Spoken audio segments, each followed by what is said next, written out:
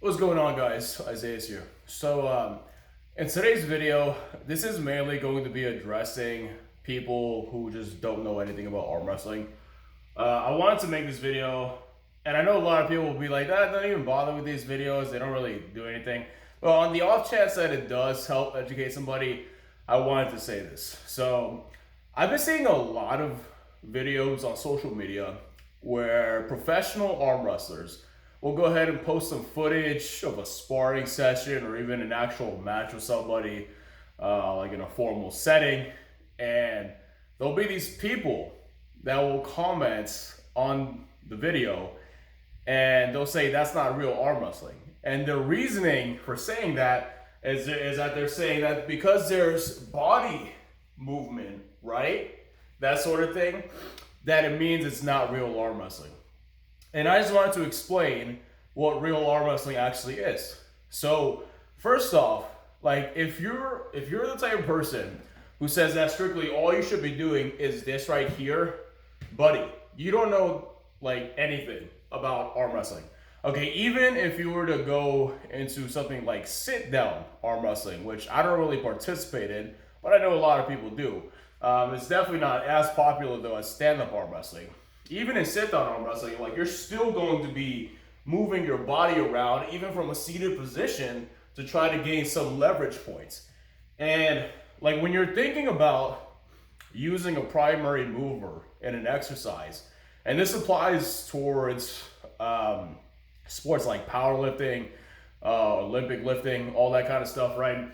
What you want to do is create a base for your primary mover to be as strong as possible, right? And so it's never going to be the case when you're doing something, doing an exercise, lifting weights, anything like that, where you're just not engaging any other muscles in your body except for that primary mover. Because if you want to lift the most effectively, if your goal is strength, then you need a base for that strength to power off of. It's like, say if you were doing a bench press and you had no legs, like not to discriminate against people who do not have legs or cannot use their legs, right? But if you had no legs, you're not going to be able to dig your heels into the ground and squeeze your glutes, create an arch in your back that's effectively going to stabilize your upper back so you can squeeze your traps together and then ultimately do a bench press, right? It's a chain that you have to focus on. And the same concept applies towards the sport of arm wrestling. So when you're arm wrestling, you want to be as tight as possible, right? You want to shift you want to bend at the hip, move your entire body so you can ultimately make the most of the power in your hand, in your forearm, in your bicep, in your pec, in your lat, drag, do all that kind of stuff right there. That's ultimately going to be so that you can engage the most power in your arm wrestling technique, right? So to all these people who like to say that because you're using your body, that it's not real arm wrestling, my friend, you are just sadly mistaken. Like this is the sport. This is how it's been done for decades, right? Pretty much since its inception. So I would encourage you to actually look up some more technique and, really study into proper arm wrestling techniques. The other thing is, I just want to, there's even professional arm wrestlers who talk about against this technique, but I think it's worth mentioning, right? And that's the King's move. Michael Todd in particular gets a crap ton of hate because he's, one of the primary proponents of this move. But there's a way you could do it that's, also legal, right? And so if you don't know what a King's move is, it's essentially an open top roll where you're like this, right? And back in the WAL days with Michael Todd, or even some certain federations now, like I think King of the Table still allows a decline humerus position, right?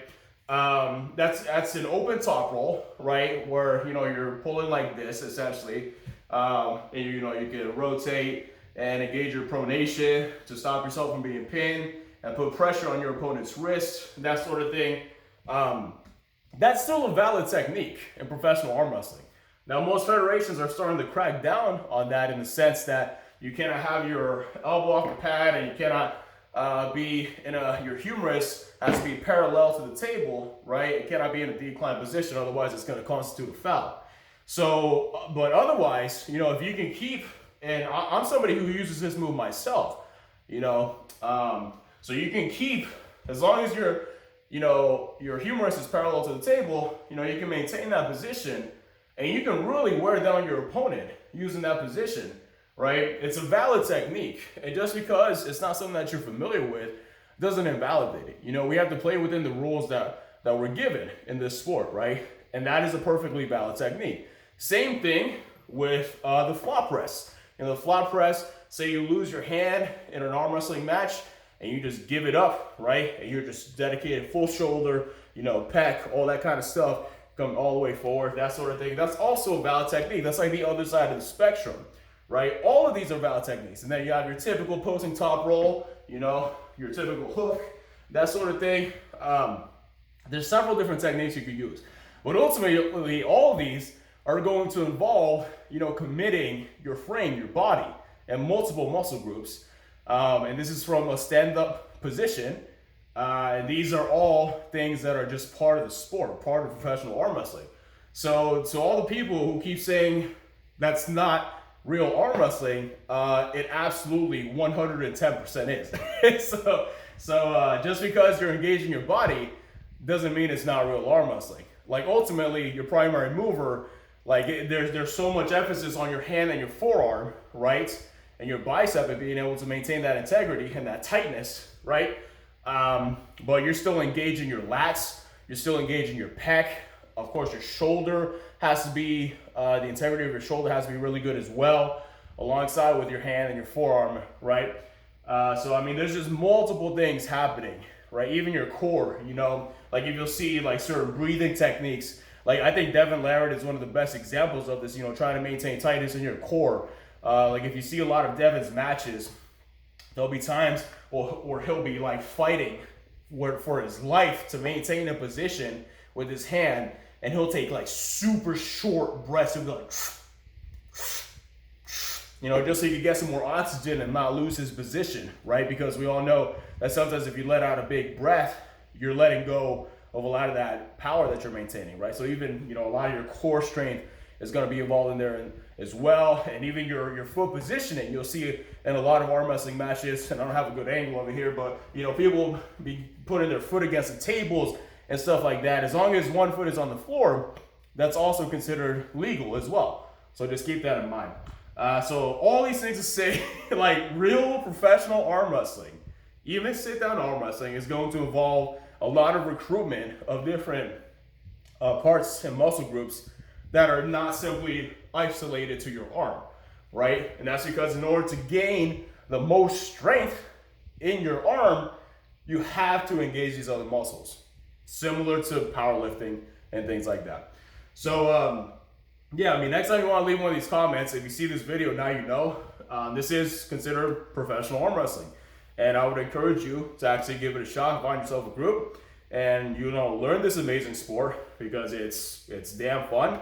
And I think you'll get addicted to it once you actually participate in it. And it's typically a very positive environment as well. So that's it for today, guys. Have a good one.